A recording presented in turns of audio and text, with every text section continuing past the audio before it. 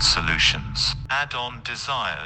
Welcome to Adult Solutions Current Affairs program. I am Venkat Sheshareddy. Now let us try to look into the articles that are relevant for the exam today. Discipline lawmakers, says Venkaya Naidu. What does this mean by discipline lawmakers and who are the lawmakers? Why is it important? On what position Venkaya Naidu said this term? Venkaya Naidu is the chairman of Rajya Sabha or Vice President of India.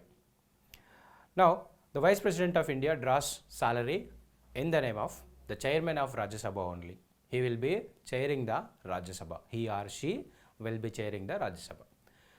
Then what happened? Here, he has made a comment that discipline the lawmakers. Lawmakers are the people who got elected to the lower house or the upper house of the parliament or assemblies. These all are the people who are called as lawmakers or the legislators. There are three wings in the government. One is legislature, executive, judiciary. All of these organs, constitution is supreme.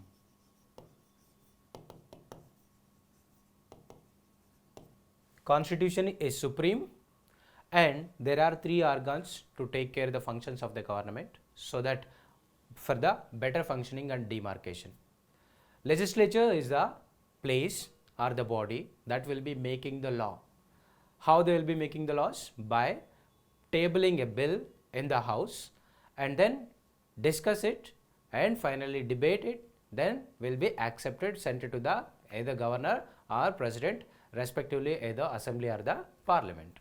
Now the executive is the body that is comprising of council of ministers and all other government employees who are implementing the laws that are made by the legislature, and judiciary is the body that is taking care of the law, interpretation of the law, and whenever there is any misuse by either of the organs, either legislative or the executive, then the judiciary will come into picture and which will be squashing the law that is violative of fundamental rights or violation against the constitution.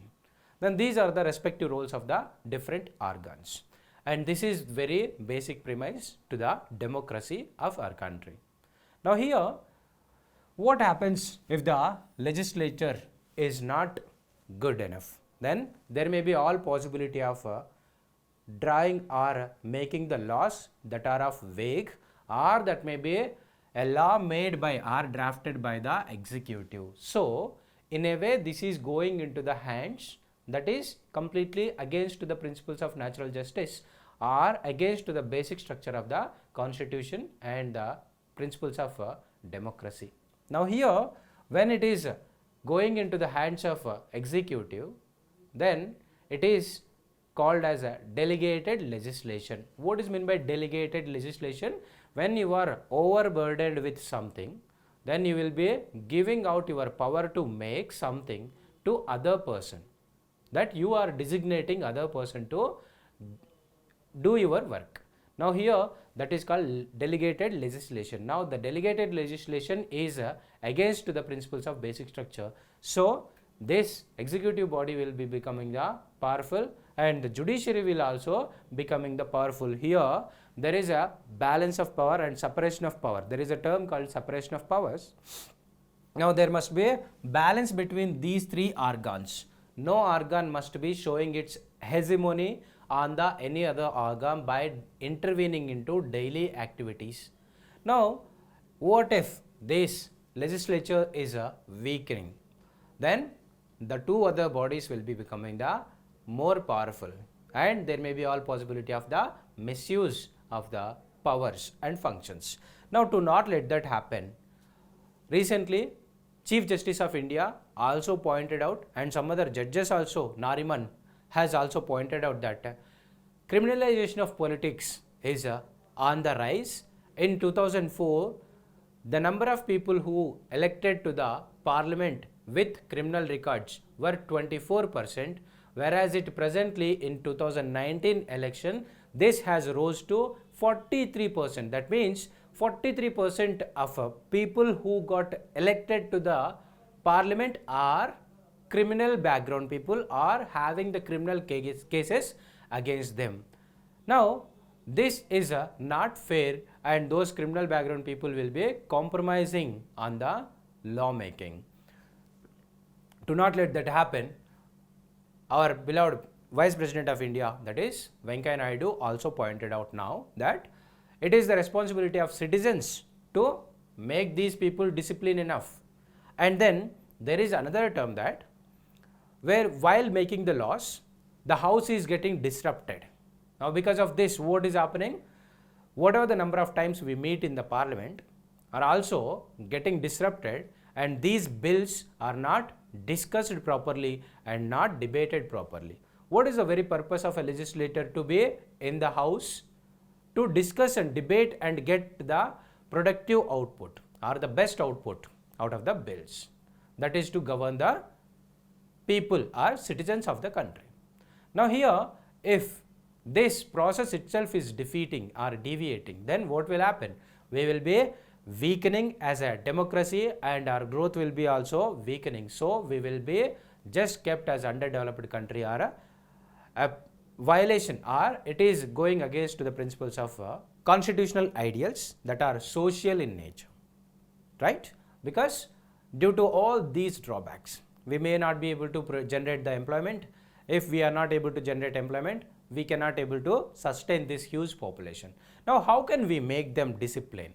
In both conditions, either to adhere these people for the discussion and debate in the house, or to select or to elect the people who are having with good credentials. While we are electing people, we have to make everybody aware.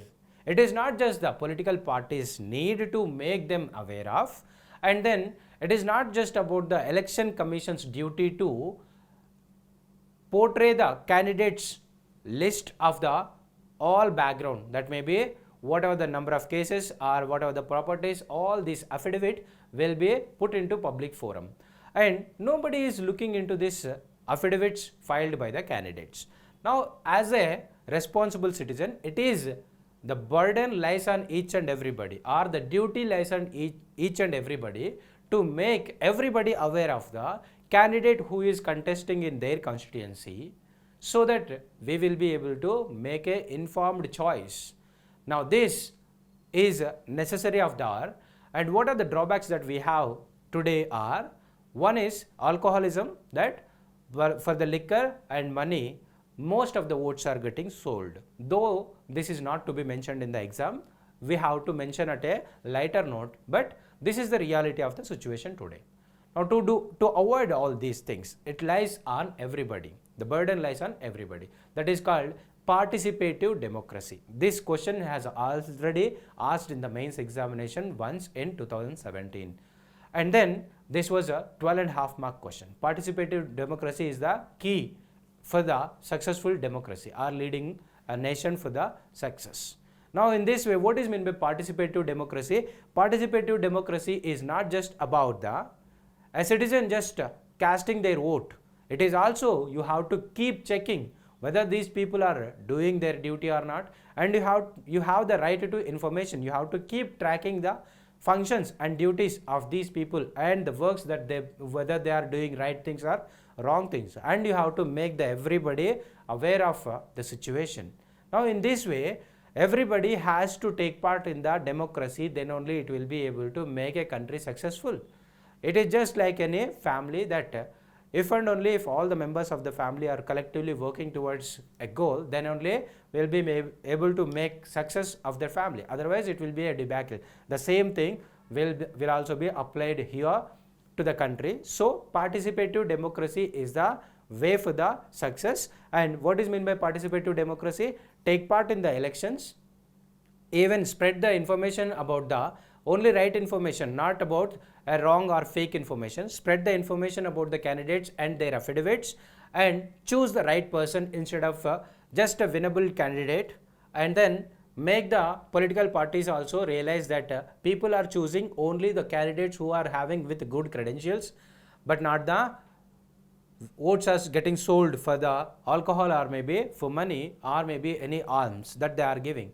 So after getting elected, one has to keep track of their functions. Then in this way, one or the citizens, if keep tracking the duties or functions and the role of the legislatures, then the legislator will also be getting changed. Otherwise, these people will never change, and it is we, the people of India, are going to face the problem for the mistakes that these legislators do. Though that was a moral thing that we had a long lecture about it, but it is a necessary of the day. Concerns over Afghanistan's membership in SAARC arises. Now, what is a SAARC? South Asian Association for Regional Cooperation. What is this? South Asian Association for Regional Cooperation is the body that is established for the purpose of having a good cooperation between the nations and encourage the business between the nations, and then socio-cultural, because this SAARC group is having almost same kind of socio-cultural relations, and the people are also having the same cultural bondings. So that is the reason why we have created a group, so that we will be able to better work towards the social, political, economic goals. But there are some conditions, that mutual non-intervention in the internal affairs of the countries, and also respect the integrity of the country, and etc. These are the conditions that we have set to the conditions of the organizations. And now, what are the nations that are members of this South Asian Association for Regional Cooperation? Afghanistan, Bangladesh, Bhutan, India, Maldives, Nepal, Pakistan, Sri Lanka. All these are the neighbor countries except Sri Lanka and Maldives. These are maritime neighbors of our country. Where is Maldives? Maldives is the extension of this Lakshadweep island, right? Lakshadweep. If you go southwards of Lakshadweep island, you will be getting the Maldives. And Sri Lanka, we all know that from Tamil Nadu, it is very much close. Now these all are the neighbors, immediate neighbors of our country, and these are the two countries that are there with maritime borders. Now apart from that, there are observatory countries that are like Australia, China, European Union, Iran, Japan, Republic of Korea, Mauritius, Myanmar and USA. These are the observatory members of this organization. The organization is evolved from 1980s, and in 1985 it has formed. In 2005 Afghanistan has become the member. Now what is the reason for the discussion now, and what is the reason for the concerns arise over the membership of the Afghanistan, as it was already a member of the SAARC, that is South Asian Association for Regional Cooperation? Because we are not accepting the Taliban, the way of encroaching upon the power in Afghanistan. What happened here? Taliban is not a democratically elected government.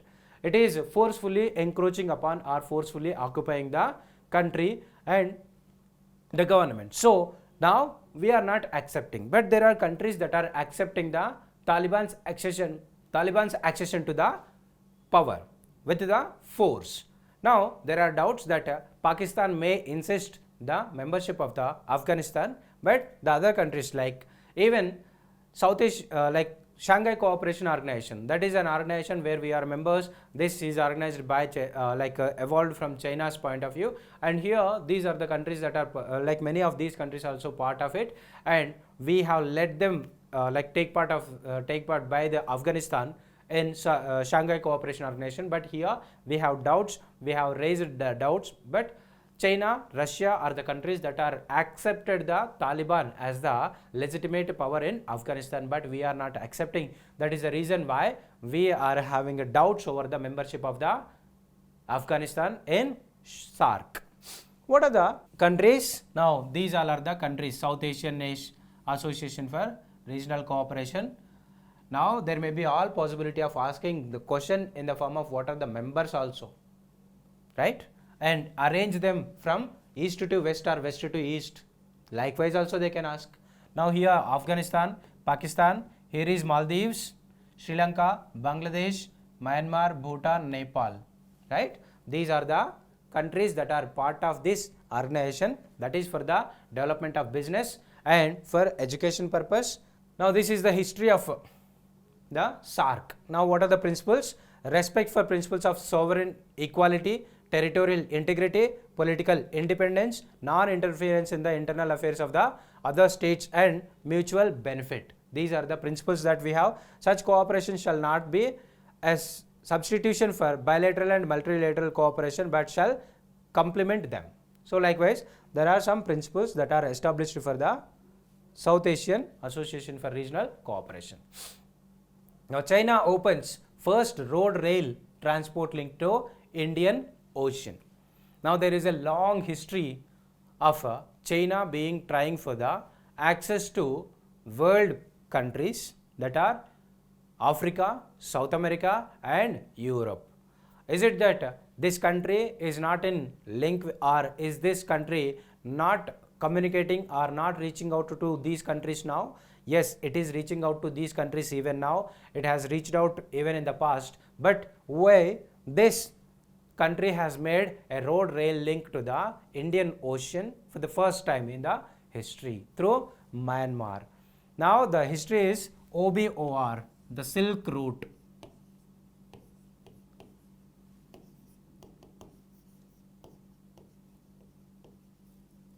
Now the Silk Route is the route that ancient Chinese has followed to sell their silk to the countries world over, and so that they have made good amount of returns over that. And then after a period of time, like a political nations has evolved over a period of time, then what happened? That mode of transportation has shifted from land to sea routes and other means.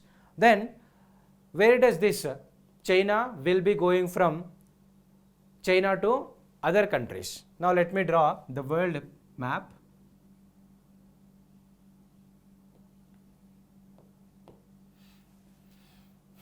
This is the rough sketch of world map. Now here is China. China along with Japan over here and Indonesia and other islands are there here. This is Pacific Ocean, Indian Ocean, Atlantic Ocean. Now Europe is here. China has to make a move from western part of the Pacific to Indian Ocean and then move through this Suez Canal and other parts of the world. So it is a quite long route. Then what it has to do, apart from that, there is a Malacca Strait that passes through Malaysia, Singapore and other islands over there that are dividing Indian Ocean and Pacific Ocean. Now this route is comprising of almost 70% of the world trade. Now there is another issue.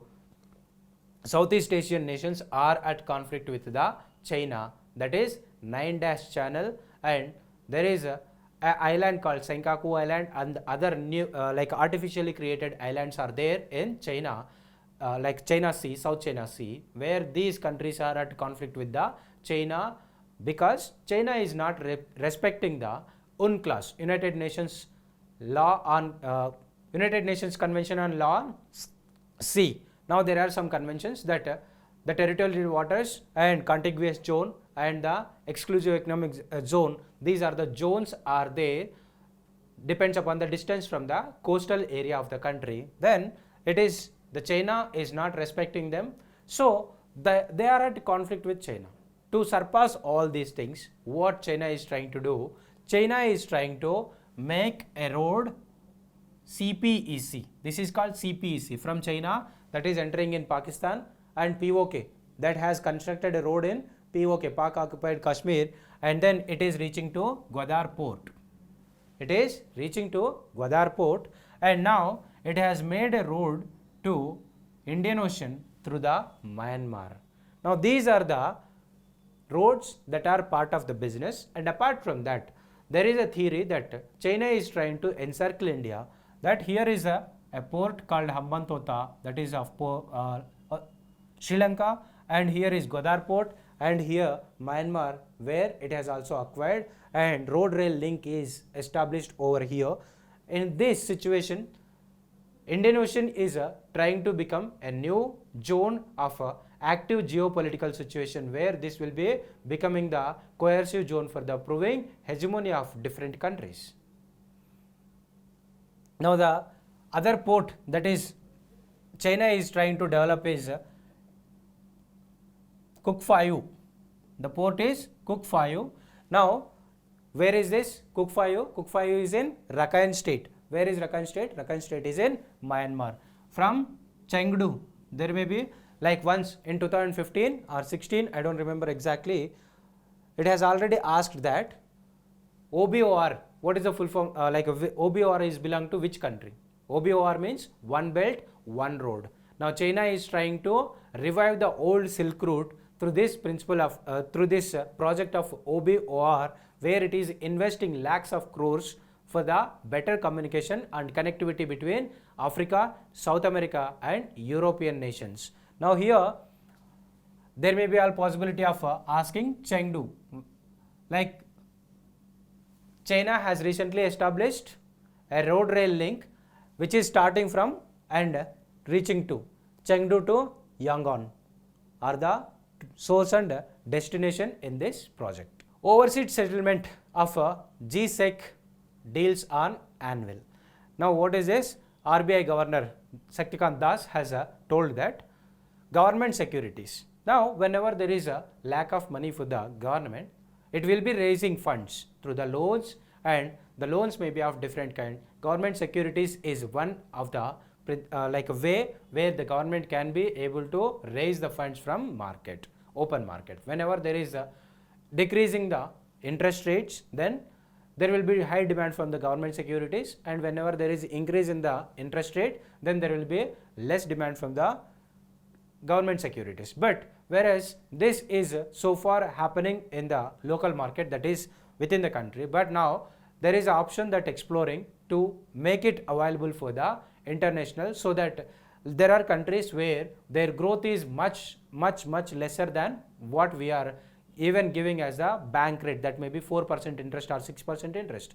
Now let us take the example of Japan, where there may be a negative growth rate also possible. Now USA is the growth rate is only 2% likewise. Now here the government securities may be able to offer even much better than 6% a year or even more. So there may be all possibility of getting attraction or getting funds from the international market. This is the new way that we are trying to open up for the fetching funds for the growth and development of country. So let us just have a look at this, so that there may be a new developments that will be coming over a period of time. India in chair, UNSC adopts resolution on Taliban.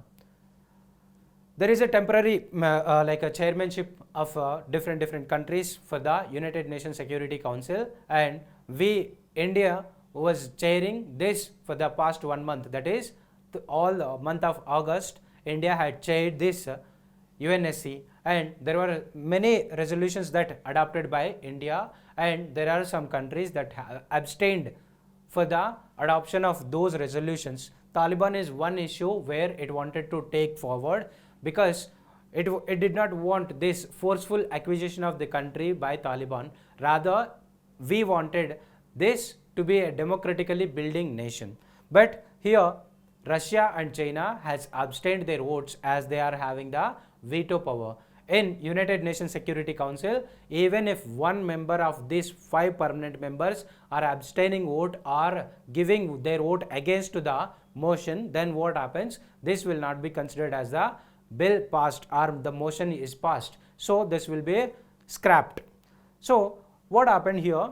Even India is trying for the more democratic nature of United Nations Security Council, and India is trying for the increase in the number of permanent members, rather than having only 5 members, 5 to, like there are another 4 nations that are demanding: Japan, South Africa, India and Germany. These are the countries that are demanding their membership, but we are not able to provide, or we are not able to get this membership expansion in the United Nations Security Council.